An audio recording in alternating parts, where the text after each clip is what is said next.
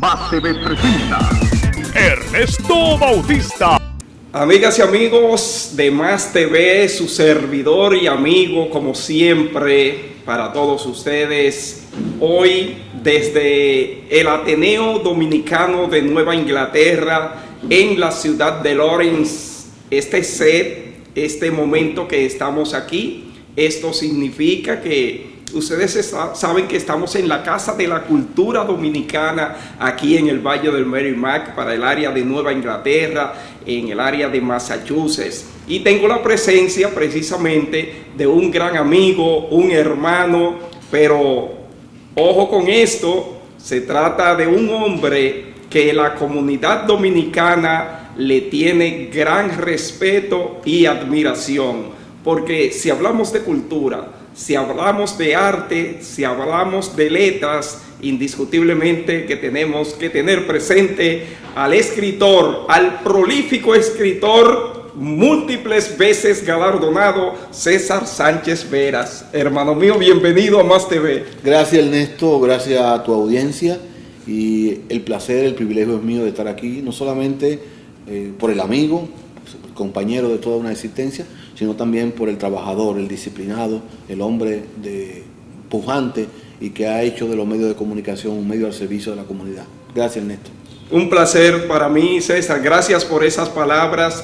Tú sabes que siempre que uno se junta con ciertos amigos, uno siempre tiene ese gran placer que para mí siempre es un privilegio. Yo siempre digo que el tener la oportunidad de tener amistades como tú, persona que aún ha trascendido quizás límites que mucha gente quizás aspira a llegar y por diversas razones, quizás por obstáculos, quizás porque no ha encontrado las vías para poder desarrollarse, pues no lo logra. Sin embargo, hay muchas personas que tienen la capacidad y tienen el talento y tienen la oportunidad de escalar y de encontrarse con personas, con personalidades, vamos a decirlo así, con instituciones y hasta con gobiernos, como ha pasado contigo, que varios gobiernos te han reconocido tu talento, tu trabajo, te han galardonado por ese esfuerzo que tú has hecho por brindar obras que no son simplemente unas obras de relieve personales, porque cuando tú como artista, por ejemplo, grabas un disco, se pegó ese disco, bueno, ya es una obra de relieve personal, trasciende, tú ganas dinero, ganas fama y ganas, qué sé yo, muchísimos reconocimientos, pero las obras tuyas, aunque son de relieve personal, son de relieve social, de impacto en la comunidad, de impacto en lo que es, por ejemplo, nuestro país, la República Dominicana, porque tú tienes materiales escritos que sirven de texto también, y eso es importante. Has escrito obras para niños que no todo el mundo pues llega por ahí, porque mucha gente, como decimos en la política, y me estoy extendiendo un poquito para que la gente tenga una panorámica de el por qué realmente yo he querido tener este encuentro con este amigo.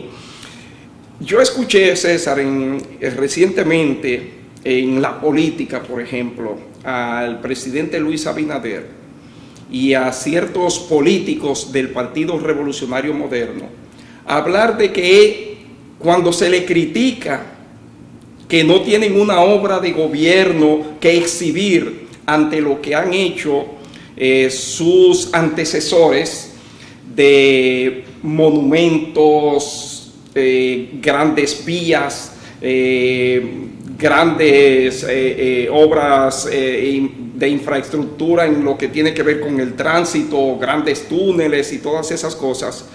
Ellos decir, más o menos a modo de justificación, que lo más importante para ellos es crear obras que impacten a la comunidad aunque no se vean. O sea, quiere decir que una obra suntuosa, el pueblo la ve y es una obra que sirve para ganar votos. Pero que si hacen una infraestructura en un campo, vamos a decir, en un barracón, eso nadie lo ve, pero ellos se sienten satisfechos porque están haciendo algo para la comunidad. Ok, yo no estoy certificando que ellos tengan razón y que sea así ciertamente. Si lo hacen así, está bien. Pero lo que quiero parangonear esto con la situación que de manera espontánea, sin proponérselo, le sale a lo que es el corazón de una persona noble, que como es César Sánchez, de hacer una obra que mucha gente dirá, ¿por qué hacer una obra para niños que nadie se va a fijar en eso, que nadie lo va a tomar en cuenta? Sino que tú te sientes satisfecho con lo que está haciendo y sin embargo esa obra tiene un impacto que mucha gente no lo dimensiona y no sabe realmente cómo llega esto a la comunidad. Cierto, cierto. Incluso a veces crear una obra, un texto para un público de audiencia infantil o juvenil tiene un impacto tan grande que a veces ese solo texto que él tuvo puede modificar la conducta de un ciudadano para el resto de su vida. El encuentro de un niño con un buen libro, no estoy diciendo precisamente el mío, el encuentro de un niño con un buen texto puede crear una dinámica de que ese niño sea una mejor persona a partir de ese encuentro. Y eso puede ser un efecto hasta multiplicador, porque a partir de ese encuentro, otras personas alrededor suya pueden también cambiar.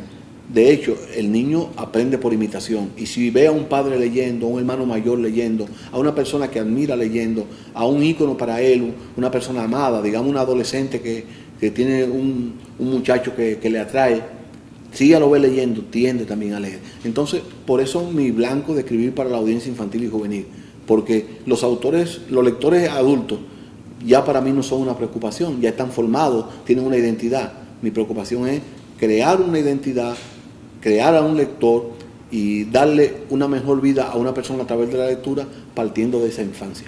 Muy bien, nosotros vamos a continuar en esa tesitura, pero yo quise hacer este introito para que la gente primeramente se diera cuenta de cuál es mi motivación al tener este encuentro contigo y poder darle a conocer a toda nuestra gente, a tanta gente que quizás ha escuchado el nombre de César Sánchez Veras, pero no conoce a César Sánchez Veras. Entonces yo quiero que este momento sirva precisamente para eso, para edificar a la gente en todos los aspectos que nosotros podamos abarcar. Quiero comenzar primeramente, ¿de dónde viene César Sánchez? Pues yo soy de un batey.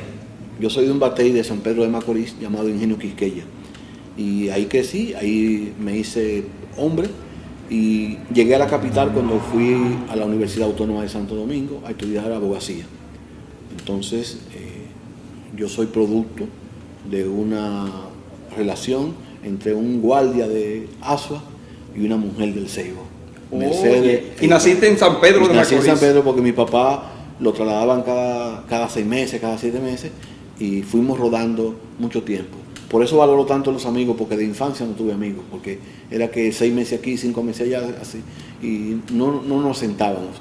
Hasta que mi mamá, que no fue a escuela, pero tenía una gran visión de la educación, le dijo a mi papá en San Pedro: yo me voy a plantar aquí, si tú quieres vuelve, pero yo voy a criar mis hijos aquí hasta que se eduquen.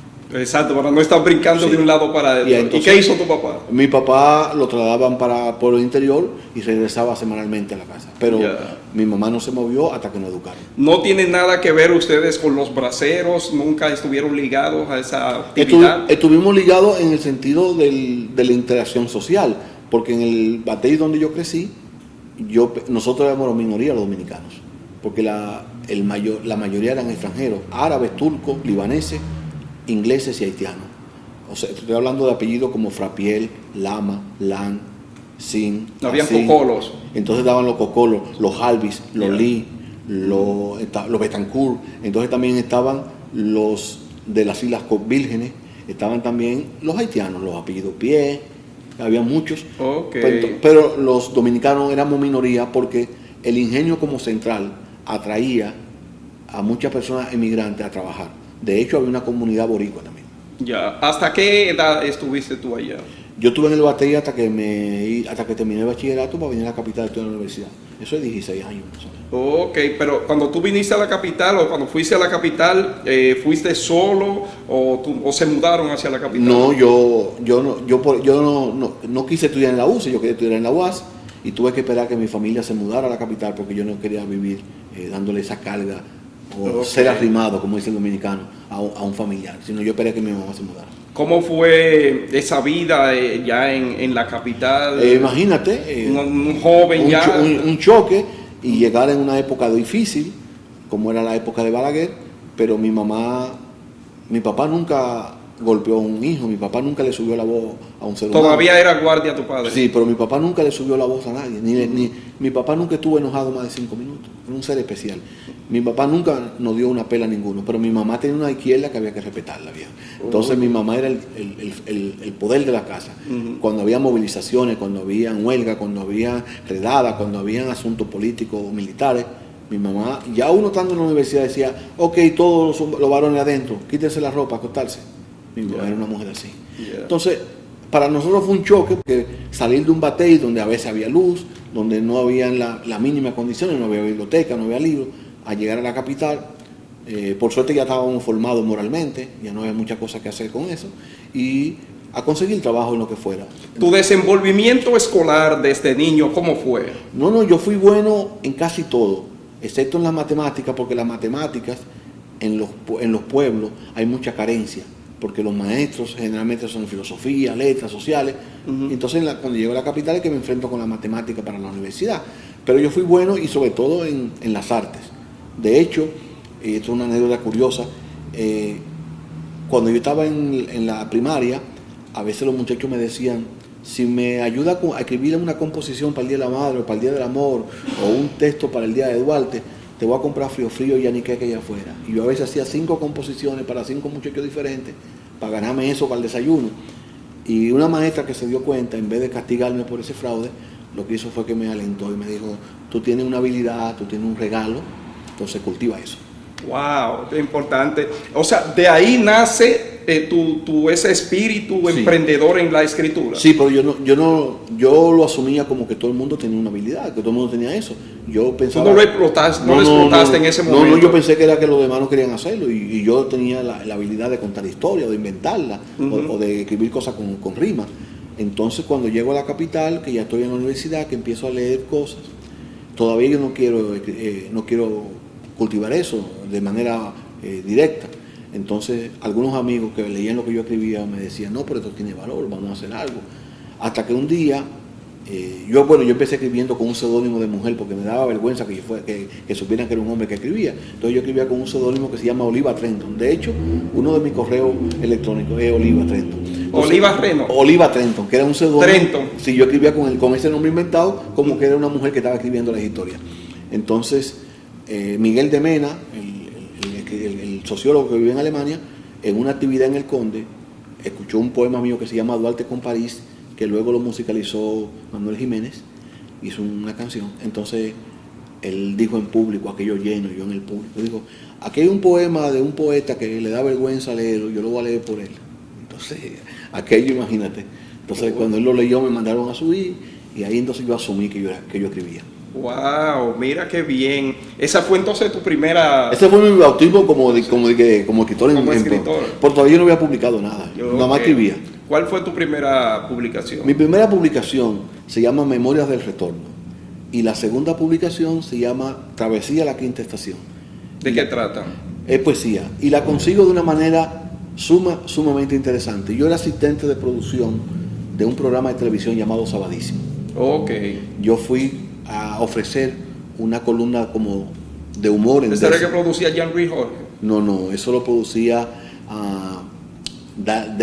Dalia Félix, después tuvo Iván Ruiz, poco rato, después tuvo Eury Cabral, poquito rato, Y en la última etapa estuvo Albert Ortiz mucho tiempo, en la última etapa estuve yo en la producción. Entonces, yo fui a ofrecer un segmento de décima de humor.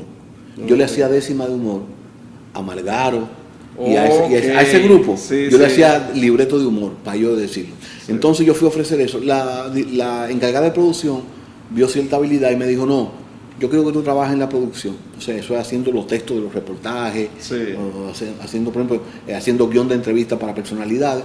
Entonces pasé a la producción. Ya estando en la producción, le digo yo a José Guillermo Suet, el papá de Pamela, le digo que me regalara 2 minutos de programa en un programa de 5 horas. Y me dijo, ¿y qué tú vas a hacer con 2 minutos de programa? Ok, tómalo, los 2 minutos, ¿qué tú vas a hacer? Entonces yo lo que hice fue que fui a muchísimas publicitarias y le decía, le cambio 2 minutos de anuncio en televisión, en un programa de éxito, para que me financien un libro. Como un vendedor de publicidad. Pero entonces, comerciante.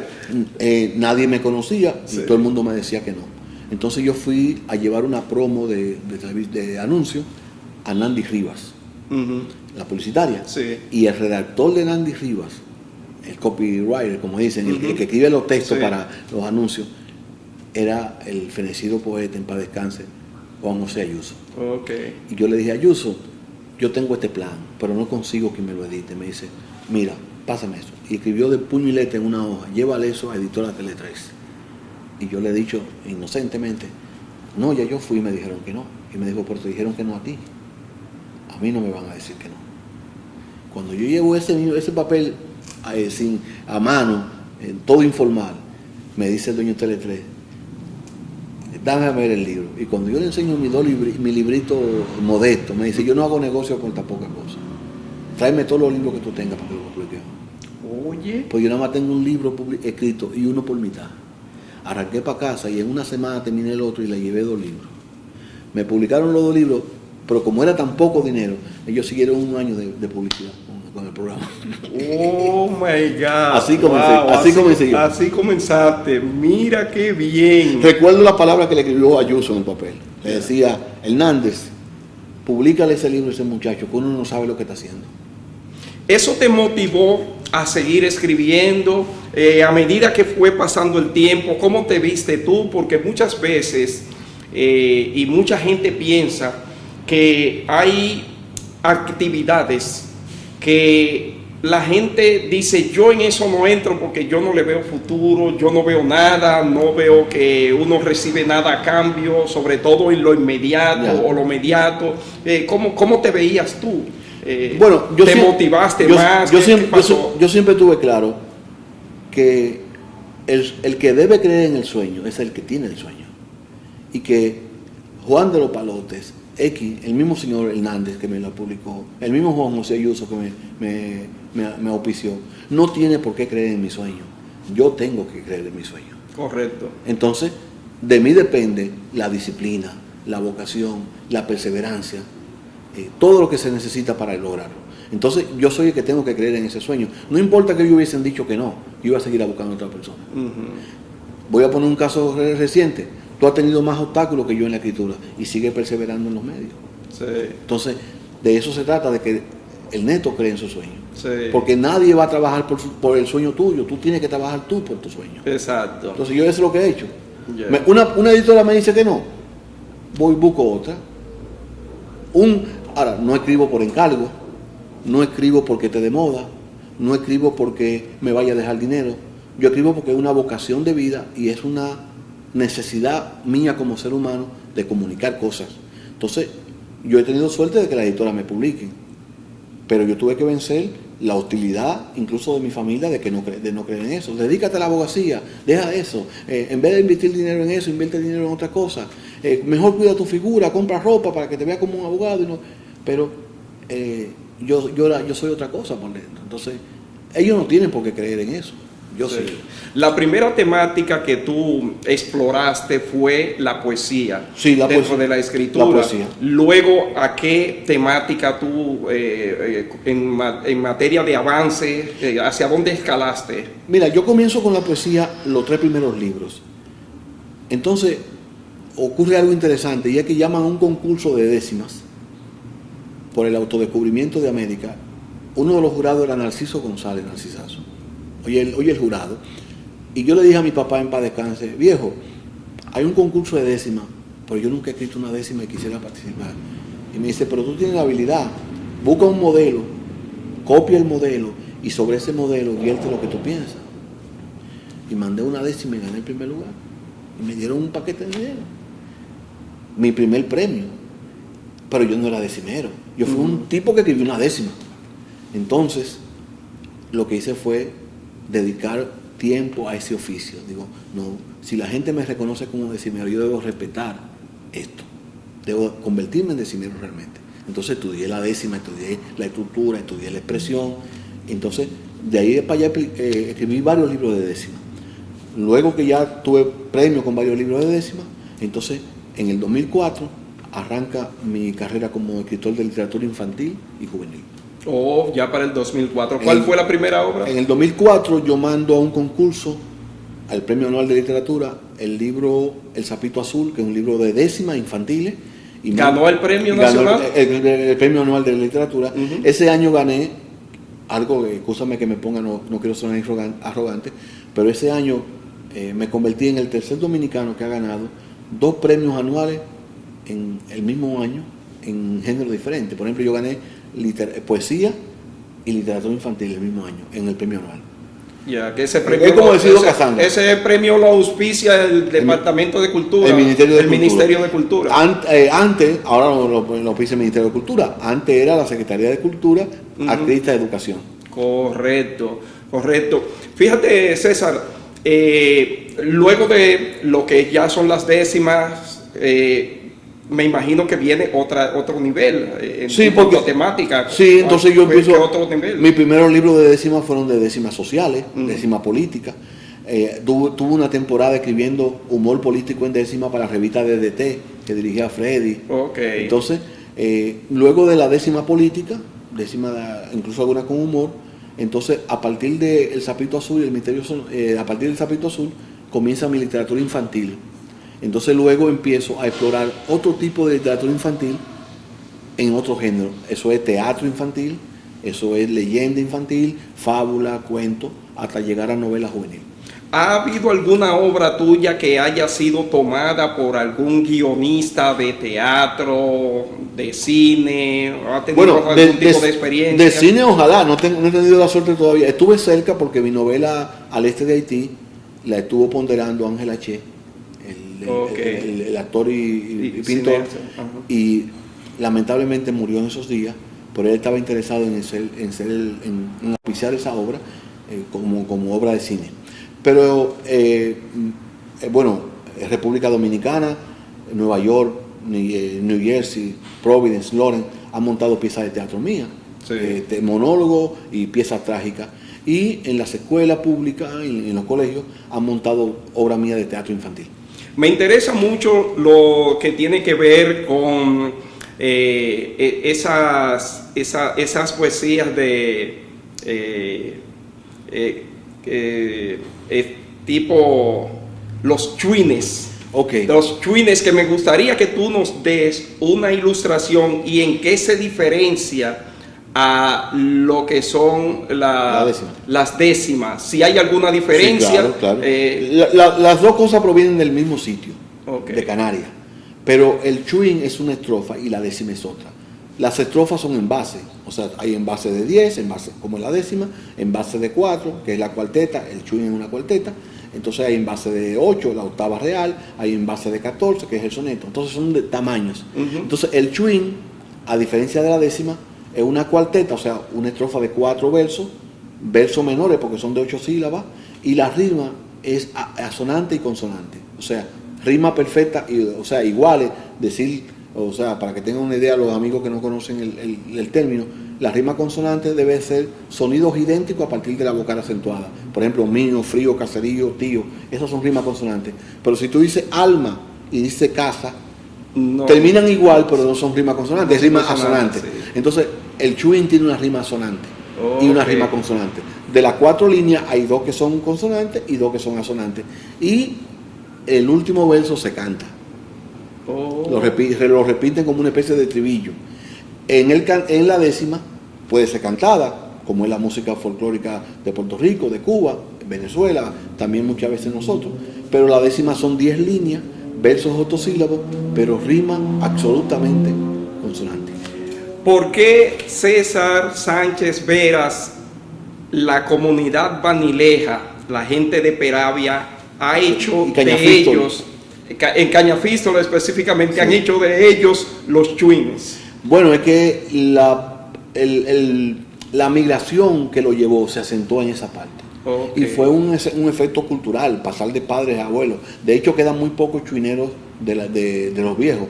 Por suerte hay algunos jóvenes que están incursionando, pero es una expresión cultural, una manifestación cultural que puede perderse, porque lejos de como hay en otros países, como es Venezuela, Cuba, Puerto Rico, que hay muchos jóvenes que están incursionando en las manifestaciones culturales de siempre. Por ejemplo, tú ves reggaetoneros cantando a dúo con salseros. Entonces, por ejemplo, Pitbull cantando con Víctor Manuel, así. Entonces, las manifestaciones culturales se mezclan para que pervivan. Nosotros estamos dejando perder el chuín. Y el chuín es vanilejo, de herencia canaria, pero es vanilejo. Y es una manifestación cultural que debemos preservar, como es la mangolina del sur también. Bueno, pues entonces yo pienso que nosotros tenemos que hacer un paro aquí en esta partecita, porque esto que tú me estás diciendo debe llamar la atención de nosotros como dominicanos y de las autoridades de la República Dominicana, sobre todo la gente que tiene que ver con cultura. O sea, el Ministerio de Cultura debe prestarle atención a esto. Mira, lo que pasa es que ministerio tras ministerio, gestión tras gestión cultural, nuestros directivos culturales generalmente dedican recursos, una parte a empleomanía y a sueldo, y otra parte a manifestaciones culturales que pueden retribuir dinero. Entonces, la décima, el chuín, el teatro popular de los pueblos, las bibliotecas infantiles en los pueblos, las bibliotecas ambulantes, las escuelas de música autóctona en los pueblos, digamos, una escuela de acordeón, una escuela de güira, una escuela de... Las poesías coreanas se perdieron. Entonces, son manifestaciones culturales que necesitan patrocinio, y el Estado, la cultura siempre ha tenido poco patrocinio, y cuando tiene mucho lo gasta indebidamente. Entonces es un asunto así. Sí, pero ahora, entonces se necesita política. Se necesita una política cultural. Primero entender cuál es tu identidad cultural y luego preservarla. Porque nosotros hemos dejado perder murales de pintores clásicos. Nosotros hemos dejado perder esculturas de nuestros mejores escultores. Nosotros hemos dejado perder manifestaciones culturales musicales. Salvo casos como el extinto Luis Terrol Díaz, que era un investigador. Muchos de esos ritmos... Creo que se ha hecho una antología. Sí, pero muchos ritmos perviven porque él lo puso a conocer. Sí. Y lo dio a conocer a través de su música y lo hizo popular. El mismo Dagoberto Tejeda de Baní. Otra gente han hecho eso. Pero se necesita de una política cultural que entienda cuál es la identidad del dominicano. Y no esa falsa moral de prohibir en el carnaval y en la época de Cuaresma, prohibir el gagá San Luis o prohibir el gabá Ato Nuevo. Pero sin ellos es una expresión cultural dominico-haitiana o dominicana porque creció de este lado.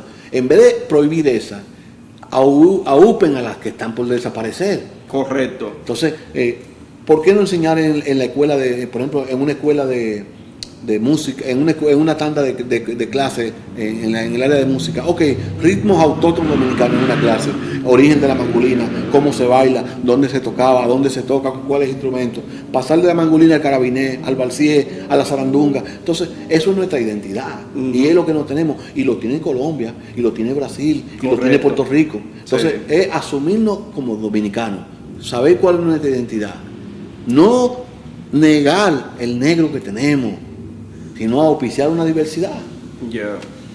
Es por ahí que anda el asunto. Bueno, nuestro país lamentablemente tiene muchas falencias, y en el aspecto administrativo de lo que son los recursos del Estado, nosotros vemos que por un lado hay vilipendio, pero entonces por otro lado, cuando hay actividades que son de prioridad o que deberían ser de prioridad, como es la educación, como lo es la cultura, que es parte de la educación también, que deben ir de la mano. Lo que es la educación y la cultura deben ir de la mano. Voy a aprovechar que tu programa tiene cala en la gente y llega.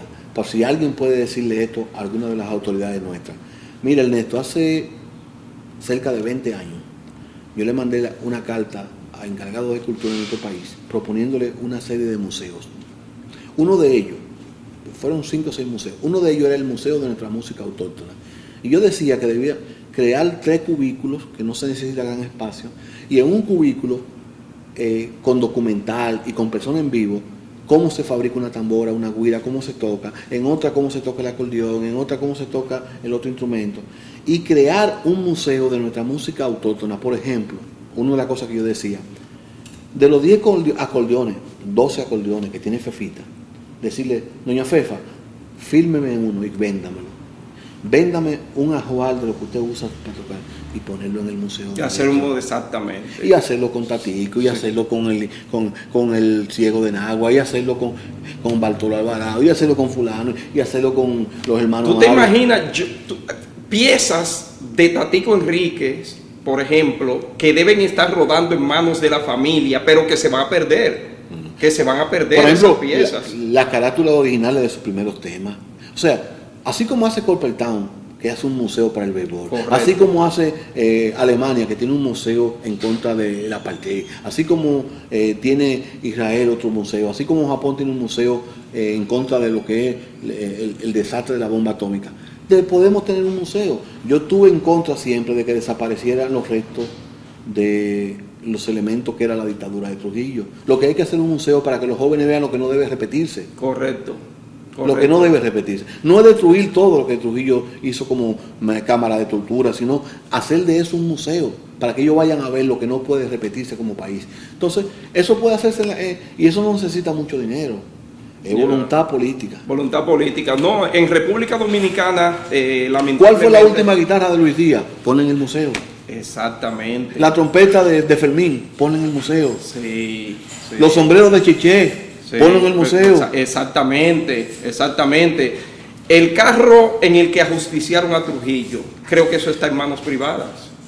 Bueno, hay uno o es una réplica en el Museo del Hombre Dominicano que acabo de verlo. No estoy seguro que esté en manos privadas. Ahí hay uno que tiene incluso las perforaciones. Okay. Pero puede ser una réplica que hayan hecho para que vean cómo era. Okay. Pero lo que es más o menos una idea de cosas que pueden hacerse para preservar nuestra identidad. Yeah.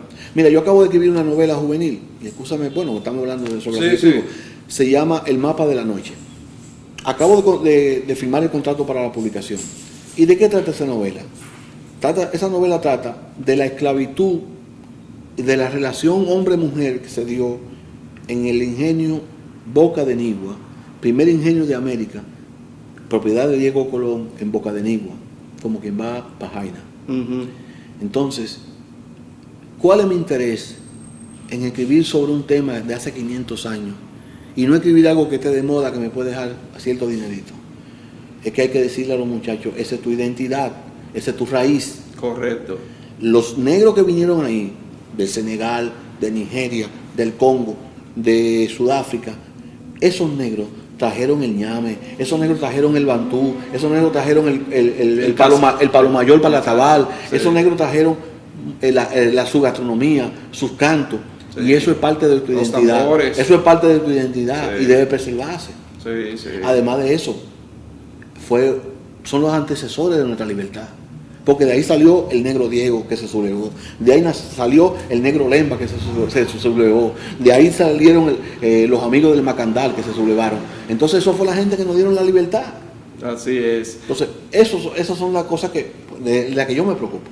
Bueno, yo voy a insistir, César, amigas y amigos, por si acaso algunas personas han entrado, se han sintonizado con nosotros. Estamos en una conversación sin desperdicio con un invitado, un gran amigo muy especial, el escritor dominicano César Sánchez Veras, residente aquí en el estado de Massachusetts, aunque tiene mucha vida activa en la República Dominicana porque sus trabajos han calado siempre y siempre tiene mucha actividad en República Dominicana.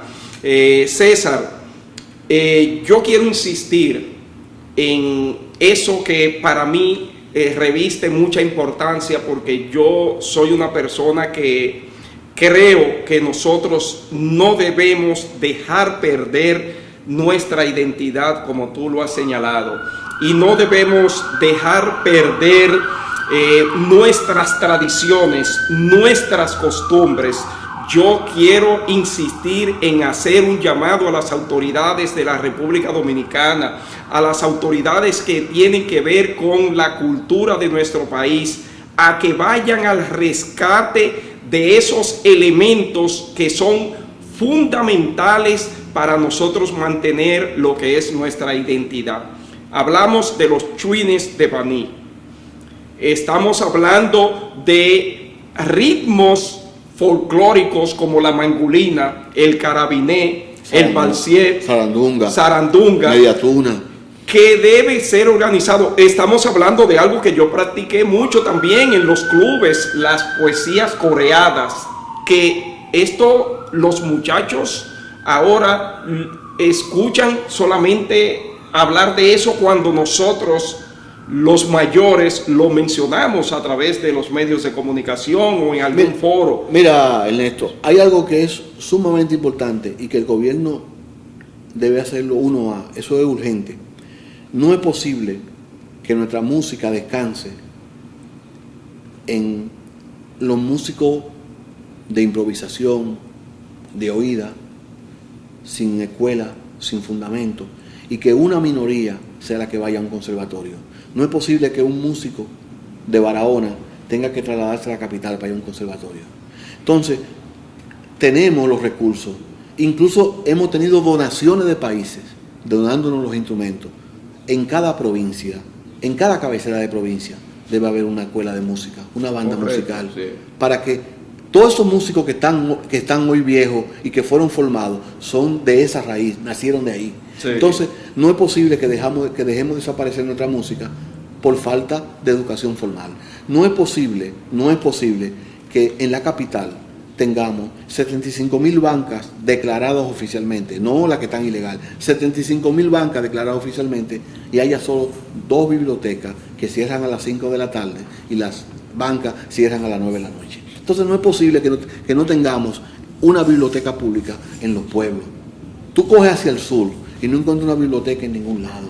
Tú coges hacia el norte, no encuentras una biblioteca en ningún lado. Y las poquitas cosas que se consiguen es porque hay gente en España, como Virginia Reed, hay gente en España como Farah Halay, hay gente en otros países que empiezan a donar libros para que una gente en el pueblo, en un cuartito, haga una biblioteca personal e invite a niños a que lean. Eso es una tarea del gobierno, porque ellos son los preservadores de nuestra identidad y tienen un dinero recaudado por impuestos y por presupuesto para eso. Sí. Entonces, no es posible que eso no exista. Yeah. Esa es una falencia. Los países que han tenido éxito es porque han invertido en el capital humano, en el capital de la salud, de la educación, en el capital de hacer mejor persona. Tú decías ahorita de los monumentos que no dan voto, como el Faro a Colón y como muchos otros, cierto. Esos monumentos están bien, e incluso los que dan voto están bien, pero no es posible que tú tengas una autopista de 6 carriles y no tengas 2 hospitales que tengan una máquina para diálisis. No es posible. Tú estás fracasando como país. No es posible que tú gradúes 1.200 muchachos cada año en Infotec como técnico y no haya un empleador que utilice esa mano que ya está calificada, que va a emigrar como trabajador, sí, porque no tiene una fuente de empleo. No es posible que una universidad como la Autónoma de Santo Domingo gaste una millonada en sueldo y en problemas de politiquería por dentro y no tenga una orientación a la investigación. Estamos de acuerdo. Oye, cualquier país pequeño tiene una universidad que ofrece soluciones médicas desde su facultad de medicina. Correcto. Hace 40 años, decir yo soy médico y soy profesor de la universidad era un alto prestigio. Sí. Ya eso se perdió. Sí. Entonces, nosotros como país hemos apostado a otra cosa. Y la política ha consumido todo en la República Dominicana, lamentablemente. Y no solamente allá.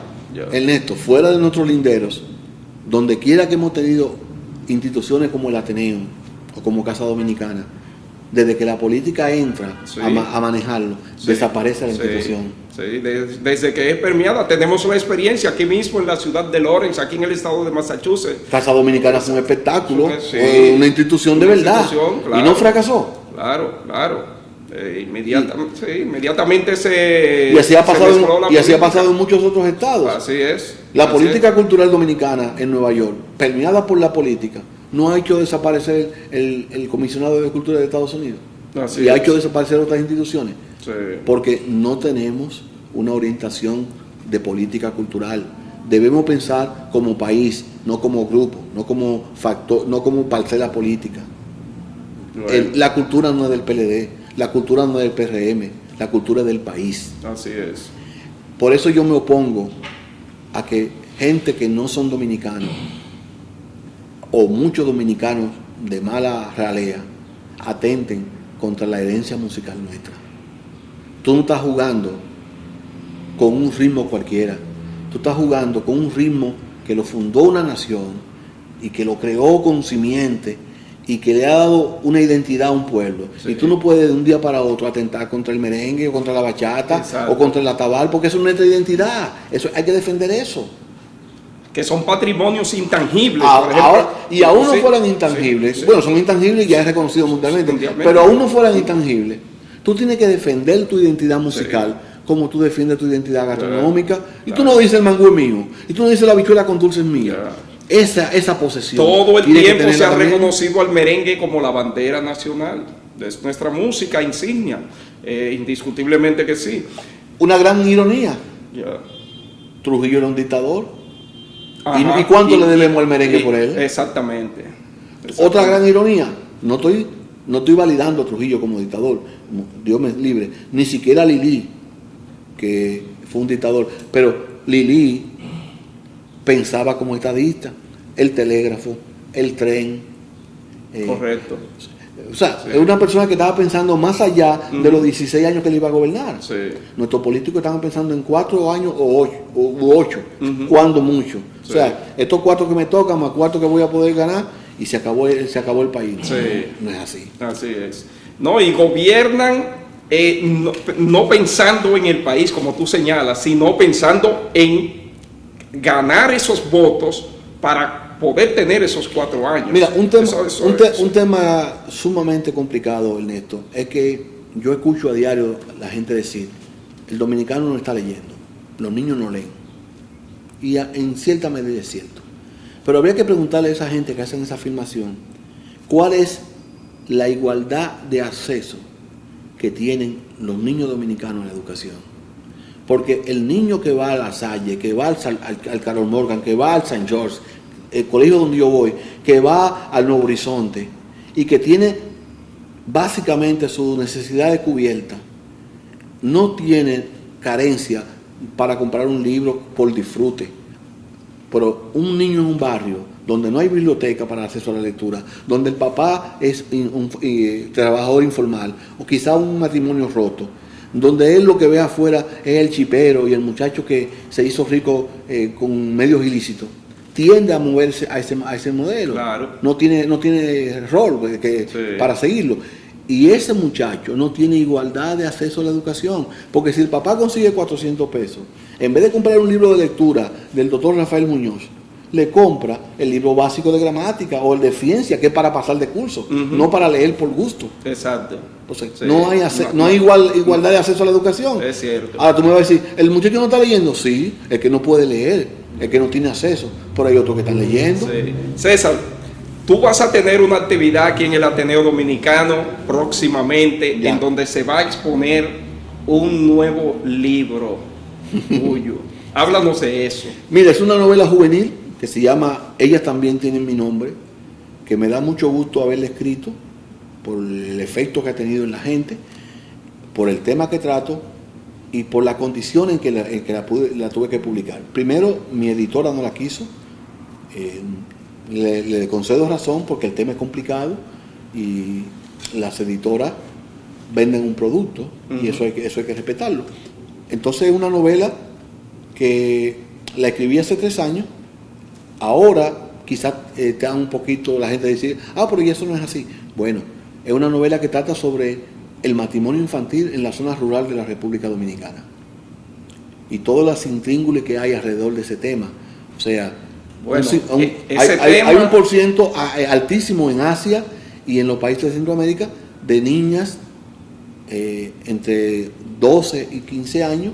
Ese tema debería... Que se casan o tienen relación de pareja con hombres de 60, de 70 años. Entonces yo trato ese tema donde hay implicaciones religiosas, porque hay un cura apañando la situación, porque es una historia real, donde la mamá está por ceder por pobreza que la niña se vaya, pero la niña tiene 10 años y el abusador le está cultivándola desde los 10 años hasta que ella tenga la menarquía, o sea, que menstrue por primera vez, para entonces quitársela al papá. Entonces es una historia sobre eso. Wow. Pero ahora nuestro país fue signatario con la UNICEF de que se prohibiera el matrimonio infantil, y en el 2021 tuvimos la primera ley que prohíbe el matrimonio infantil. Es decir, antes de esa ley, si tú, una persona adulta, viejo, adulto, tenía relación de pareja con una menor, pues con el consentimiento de los papás se solucionaba el asunto, él le compraba una casita y se mudaban, se solucionaba el asunto, pero a partir de esta ley, el matrimonio infantil o el matrimonio de un adulto con una menor es inválido porque es un crimen, porque ella no tiene consentimiento. Pero fuera de lo que es la legalidad, se está dando en el se da mucho.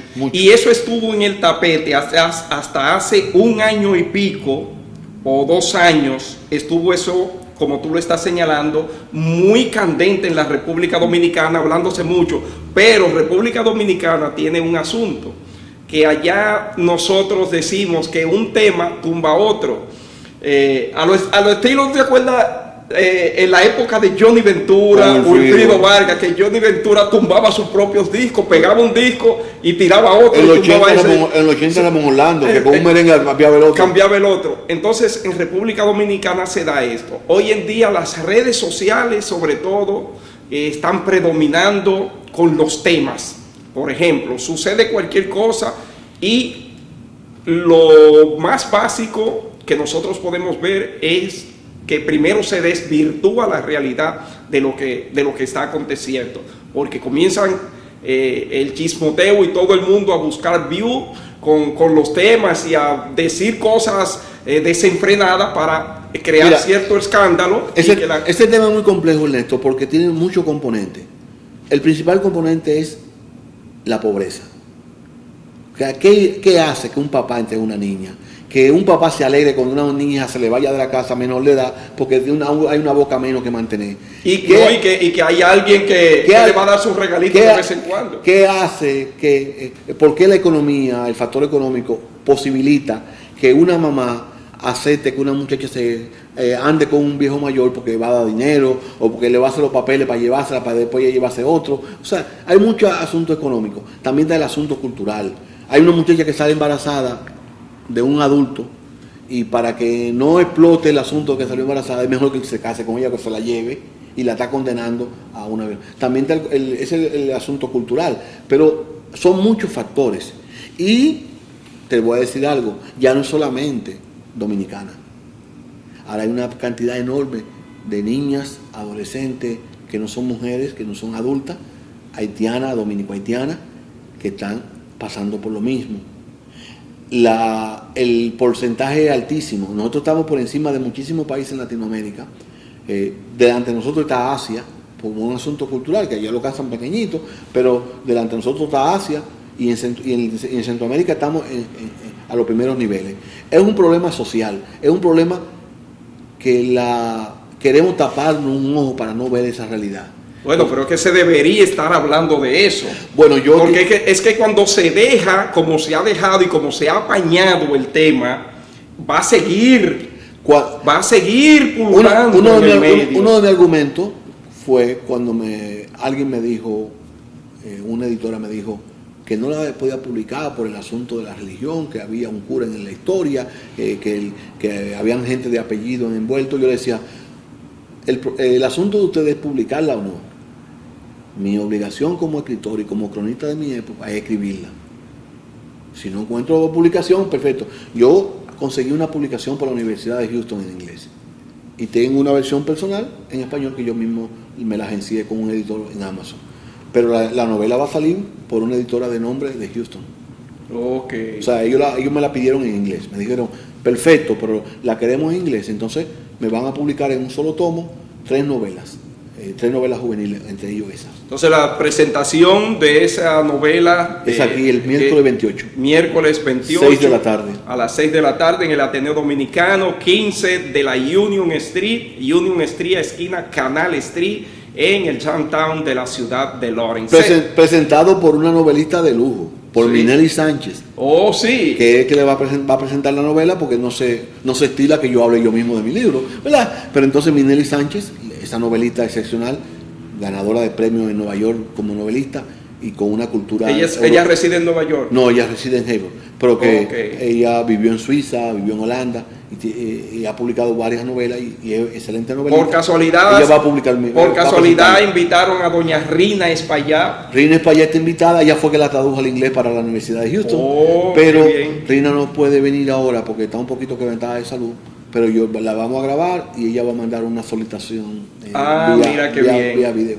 Qué bueno, qué bueno. César, yo quiero volver un poquito atrás, porque yo tengo un recuerdo tuyo que a mí me impactó mucho, sobre todo con las décimas. Tú creaste una décima que expusiste una vez en una actividad al lado del City Hall en la ciudad de Lawrence, que trata de alguien a quien deportaron del país.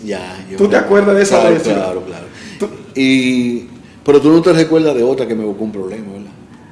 Yo trabajando en un programa de radio, yo hice una décima de humor político y era en contra de la candidatura de Hipólito Mejía. Era una décima de humor político. Era de humor, y a mí me amenazaron de sacarme los dientes, de que sabía dónde estaban mis hijos, de que me iba a pasar algo en la calle. ¿Oh, sí? Sí. Por suerte, cuando yo estaba trabajando en un programa y se aparecieron los contrarios de ese partido que me estaba amenazando, entonces fueron allá como guardaespaldas, a ver si es verdad que van a venir a darte golpe. Pero fue chistoso porque después, tiempo después, no sé si tú recuerdas eso, en Espada de Columbus, aquí, en el que está aquí en South Lawrence, el sitio de bebida. Oh, sí, Dyson Columbus, Ya, sí, ahí- en la Market Street. Entonces ahí, no sé si tú recuerdas, hizo una actividad, Jaques, el que es ahora cónsul de PRM, con Hipólito Mejía. Ujú. Y Ari Rosario me dijo, a ellos les gustan las décimas, ¿tú podías decir un par de décimas? Digo, sí, yo soy amigo tuyo y por ti yo soy tu amigo. Entonces yo fui y hice un par de décimas en honor a Jaques. Hipólito estaba ahí. Entonces me buscó un problema con el PLD porque pensaban que yo me había cambiado. Esos son Pero tú te acuerdas de esa décima. de la que el tipo que deportaron. Sí. Sí, me recordó un fragmento bueno.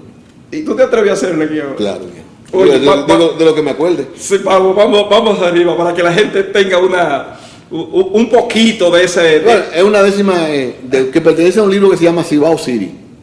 Cibao City. O sea, de los cibaeños que están ¿Y aquí. cómo tú la titulaste la décima? Ahora no recuerdo el título, pero el fragmento dice: José lo dejó el conuco por venir para Nueva York, buscando un sitio mejor para cosechar los frutos, mas con el tiempo de bruto se puso a jaraganear, haciendo mandado por Riay y viviendo lo más campante, pero le echaron el guante y lo van a deportar. Cuando supe la noticia, yo le mandé una misiva, corta por explicativa, porque yo no sé de justicia. Yo le dije sin malicia, compadre, a mí no me importa, pero usted cogió la torta sin ponerse a trabajar, no lo van a deportar. Usted mismo se deporta. Oye, Eso es en el lenguaje cibaeño. Sí. Y es un libro completo en décima cibaeña. Oye. Se llama Cibao City. A mí me impactó porque yo lo disfruté cuando yo vi eso. Wow, yo dije, no. Te voy a hacer llegar una que no va a ser, Increíble, que no va a ser qué aquí, bueno. que es una discusión de dos compadres en una bodega de aquí. Oh. Uno diciendo, compadre no se vaya ahora, y otro, compadre yo me quiero ir. Hablando de ese dominicano que dice que se va todos los días, que se va en Navidad, que este es su último invierno y no se va. Entonces una discusión de, compadre yo me quiero ir, y el otro, compadre no se vaya ahora. Ya. Bueno, César, oye, ese recorrido que hemos hecho con César Sánchez, yo pienso que ustedes lo van a disfrutar siempre porque eso va a estar en nuestro canal de YouTube colgado ahí, que a la hora que ustedes quieran, en el momento que ustedes deseen verlo, repetirlo, compartirlo. Yo creo que no hay desperdicios en esta conversación, y yo creo que es, aparte de lo ilustrativa, también es entretenida, como ustedes podrán ver, porque es la mejor manera de nosotros aprender de aquellos que de alguna manera se han cultivado, han forjado ese espíritu de desarrollo para transmitir esa sapiencia, esos conocimientos y esas motivaciones a los demás. En momentos estos que estamos viviendo yo digo siempre, con tantas ambivalencias y con tantas involuciones sociales que estamos teniendo, ¿qué tan importante es que nuestros jóvenes, nuestros niños y nuestros maestros puedan insistir en inculcar ese espíritu de creatividad, de cultivar la lectura para poder crecer en el conocimiento y en lo que es la formación personal del individuo? Lo has resumido bastante bien. Mira, la lectura, el libro, es el eje fundamental de todo conocimiento, el eje fundamental. La neurociencia dice de todas los beneficios de leer. Leer el libro físico, sobre todo. No es que no puede coincidir con el libro digital, puede leerlo los dos. De elegir uno, el libro físico. Ahora le voy a decir algo a los que están allá afuera. Saber leer y no estar leyendo equivale a no saber leer. Si usted no sabe leer, por cualquier razón, es analfabeta, no pudo educarse, no pudo estudiar, no hay librería cerca, no hay biblioteca. Si usted no sabe leer, está en un punto. Pero si usted sabiendo leer no está leyendo, está en el mismo punto de esa persona. Eso es así. Para todo lo que vaya a hacer en la vida, necesita la lectura. Y esos son de los beneficios inmediatos, tangibles. Los innumerables, por ejemplo, aprender una lengua. Por ejemplo, desarrollo de la comunicación, desarrollo de la expresión, vencer la timidez para hablar en público, porque tú puedes improvisar palabras y puedes improvisar ideas a la hora de hablar, pero el conocimiento previo es necesario para tú desenvolverte. Así es. Entonces, para nuestros muchachos es fundamental. Ahora, como digo esto, la culpa no es solamente de ellos tienen que ver leyendo. A veces a mí me invitan a una escuela para que vaya y creen que en 45 minutos, en 50 minutos, yo voy a modificar los hábitos de lectura de unos niños, cuando la escuela no lo hizo en un año.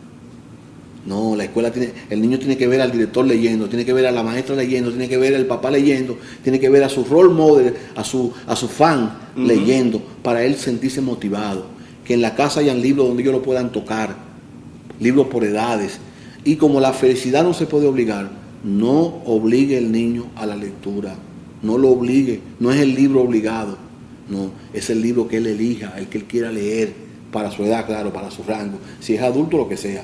Pero si es un niño, llévelo a librería donde hayan libros por rango, por edades, para que él elija el libro que él quiere leer. Eso es tan efectivo que si tú haces eso para un niño que se orina en la cama, lo puede vencer. Tú tienes un niño que se orina en la cama, no le compre la cuna, llévalo donde venden cuna y dile, elige la cuna que más te gusta, y él en esa no se va a orinar. Wow, qué consejo, señores.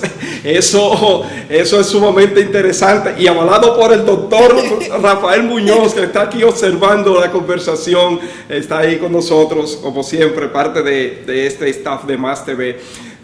César, diste muy certero en el clavo que te pusimos ahí, porque es algo que a nosotros nos interesa que la gente pueda asimilar. Pero tengo algunas otras cositas que consultar contigo. Hoy hay un movimiento que es adverso quizás a lo que tú has señalado en ese interés que nosotros hemos manifestado, que debe existir en que haya desarrollo. El movimiento urbano, precisamente, y me refiero al movimiento urbano no geográfico, sino sociológico. Okay. vamos a decir lo que tiene que ver con la música, con los barrios en República Dominicana. Hay una tendencia a propiciar y a divulgar el hecho de que los jóvenes no se eduquen, no se preparen, porque el que sale de una universidad con un título no consigue lo que fulano de tal, que no fue a la universidad, que no se preparó, que no estudió, está consiguiendo rápidamente sin hacer ningún tipo de sacrificio. ¿Cuál es tu visión con relación a este panorama que se está viviendo en nuestro país? Eso es muy complejo, porque ellos tienen una parte de la razón en el resultado, pero no en las causas. Voy al punto. El fracaso de nuestra educación, el fracaso de nuestras políticas culturales y educativas ha dado a eso. Entonces, como eso ha fracasado, ellos ven los resultados y dicen, por ejemplo, mi papá, que es maestro de escuela, gana 6,000 pesos mensual, y una cantante urbana o un muchacho que tiene tanto view es millonario. Entonces tiende a la alienación de que educarse no tiene ningún sentido.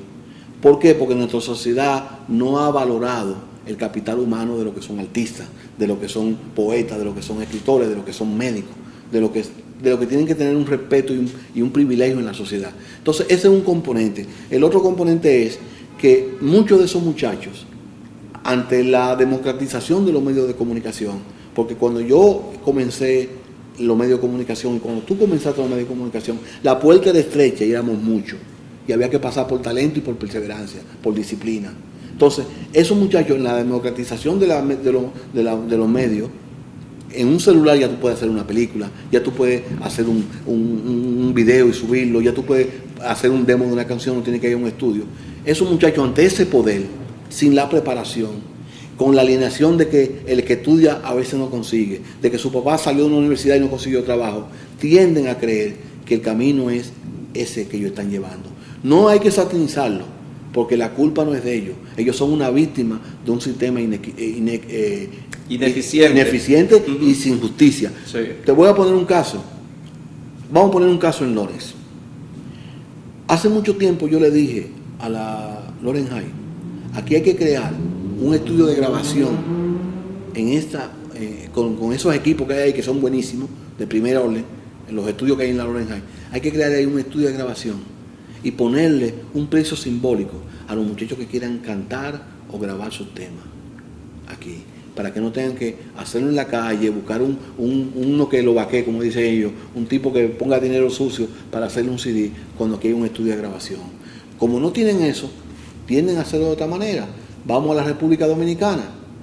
Estamos satanizando a un muchacho que se robó un celular, a un muchacho que está hablando con orgullo de que él tiene un OnlyFans haciendo cosas y está ganando más dinero, pero no estamos satanizando a un diputado que se robó una finca, a un diputado que hizo un fraude multimillonario, a una persona que está ganando 1 millón de pesos mensuales en una institución cuando hay gente que está ganando 5,000. Entonces no estamos satanizando a los verdaderos culpables de nuestro desastre económico y de nuestro desastre social. Estamos satanizando a los resultados de ese problema. Nuestra educación pública fracasó porque había gente que quería poner colegio privado para que tú, que tienes un hijo en educación pública, lo lleve a la privada, porque esa fracasó. Nuestro sistema eléctrico fracasó porque había gente que quería venderte plantas y quería venderte inversores. Nuestra seguridad pública, nuestra seguridad ciudadana fracasó porque había generales creando cuerpos armados de guachimanes y de vigilantes.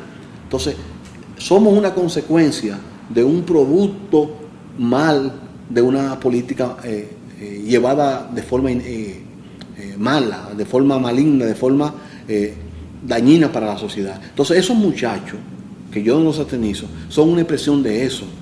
A esos incluso hay muchos muchachos de eso. Te voy a poner el caso de Tulile. Tulile dijo una vez una expresión: yo estoy haciendo estos merenguitos para comer porque yo lo que soy es músico. ¿Y qué quiso decir con eso? La música no me está dejando, el arte puro no me está dejando para vivir.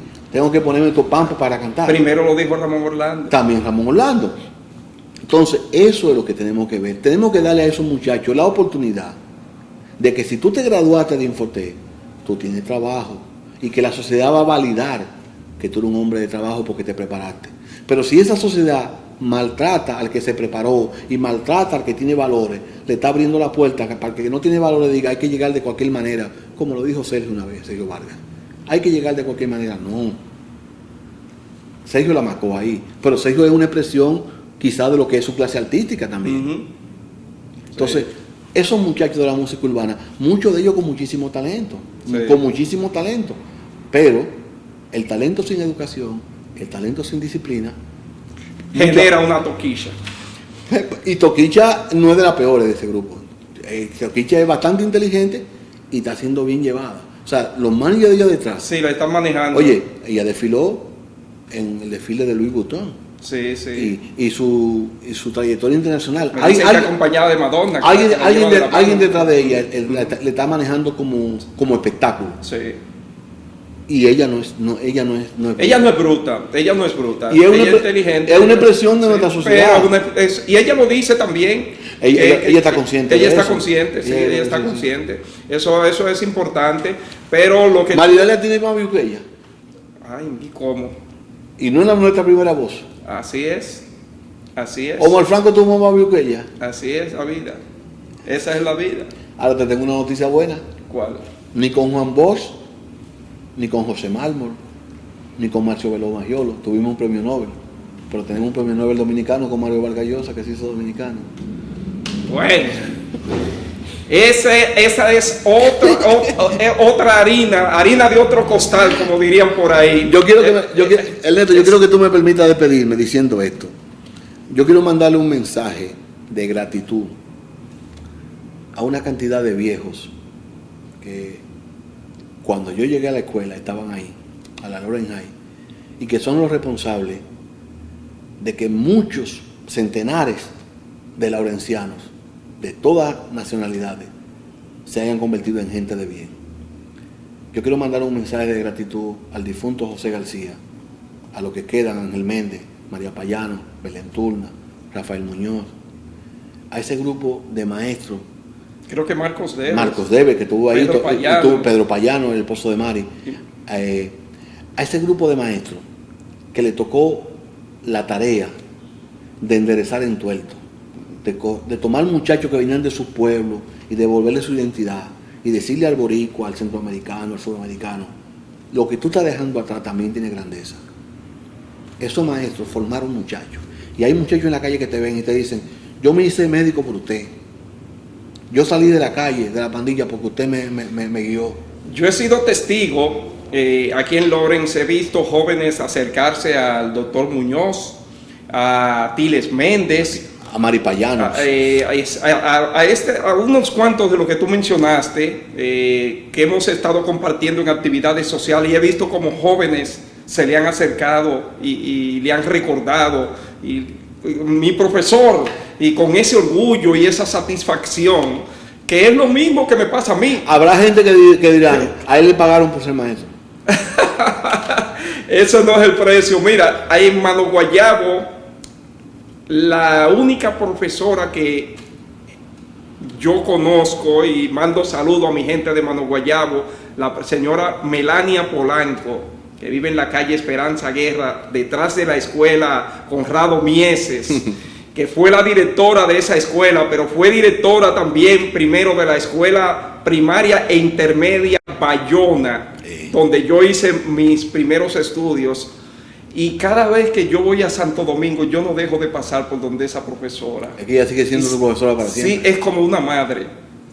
Mientras tenga vida, y recuerdo a los demás, y quisiera en algún momento saber dónde están y ver. Ernesto, eso es increíble, porque uno se siente que son los que le dieron la vida. En la Loren High yo tuve un estudiante pandillero. Nunca voy a olvidar eso. Él tenía 7 clases y faltaba 6 y iba solamente a la mía. Y cuando llegó el final de año, él se colgó en 6, se quemó, como dicen los dominicanos, fracasó en 6 asignaturas. Solamente pasó la mía porque él iba siempre y hacía su trabajo.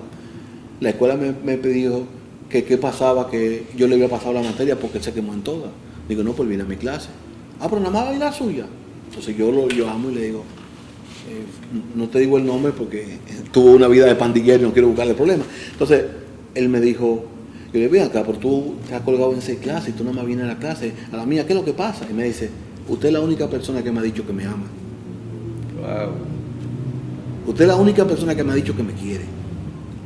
¿Qué significaba eso?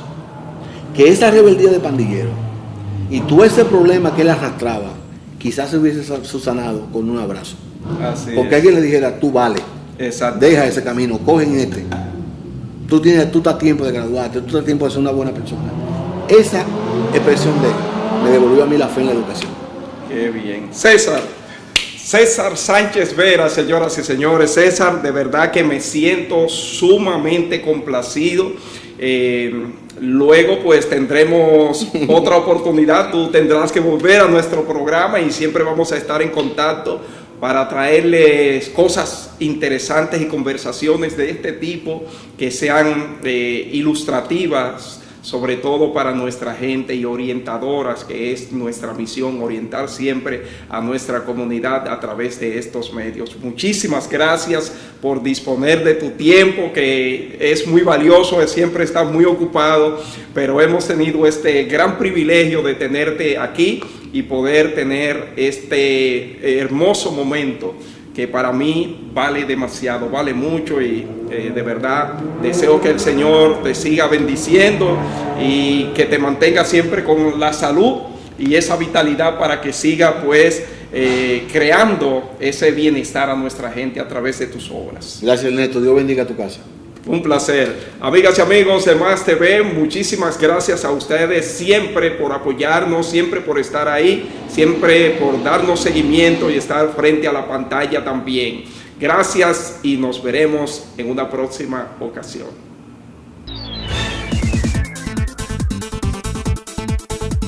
Más TV, un nuevo concepto en la dinámica de la televisión hispana.